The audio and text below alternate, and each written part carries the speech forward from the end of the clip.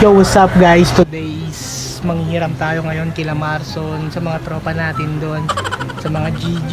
Try natin kung sino yung magpapahiram sa atin at kung sino yung hindi. Pag hindi sila nagpahiram guys, X na, hindi na sila tropa. Hindi na sila tropa talaga. Try natin. Yun guys, tatawagan natin si LJ. Manghihiram tayo kay LJ. Another call.